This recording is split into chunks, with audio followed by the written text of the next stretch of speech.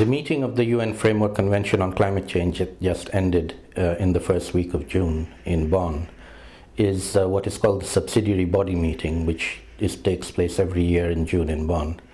But usually there's only about 2,000 officials that come to this meeting. This year there were nearly 5,000 people from all over the world, given the interest in this issue, and particularly with Copenhagen coming up at the end of this year.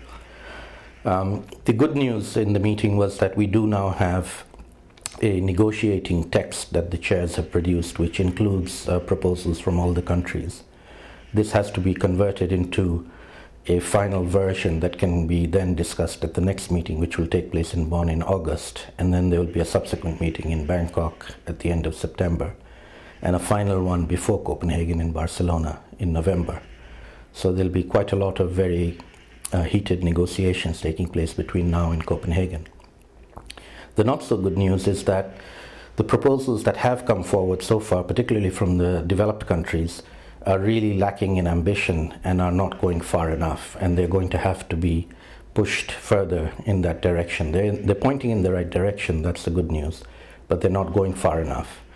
And the decisions that have to be made are not necessarily ones that the negotiators, who mainly represent ministries of environment at these international negotiations, can make. The first level of decision is going to have to come from finance ministers within the developed countries, who are going to be asked to put on the table substantial amounts of funding for all the aspects of climate change that are going to be discussed: mitigation, adaptation, forestry, and technology, none of which can go forward unless there is substantial funding made available for them. And that funding has to come from finance ministers and not from environment ministers. And it has to come early in the process so that the other bits of the puzzles can be put together, finance being the glue that puts everything together. Without the glue, it's not going to happen. And the second, more intractable problem is what the targets for emission reductions are going to be, particularly from the Annex I or the rich countries, and then also from the large developing countries like China, India, and Brazil, all of which is dependent on financing made available and technology transfer being made available.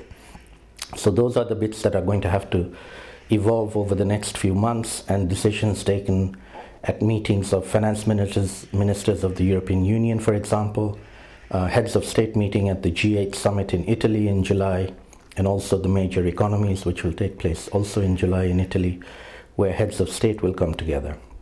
I still remain hopeful that they will rise to the level of the challenge and make available substantial amounts of funding, and also be willing to make ambitious targets, which none of them have yet put on the table. What they have put on the table are some actions that they're prepared to go forward with, but if you add them all together, they are nowhere near getting us to the solution to the problem, which is remaining within dangerous levels of climate change, which is well below 2 degrees. The proposals that we have will take us way above 2 degrees, and that is really insufficient and unambitious.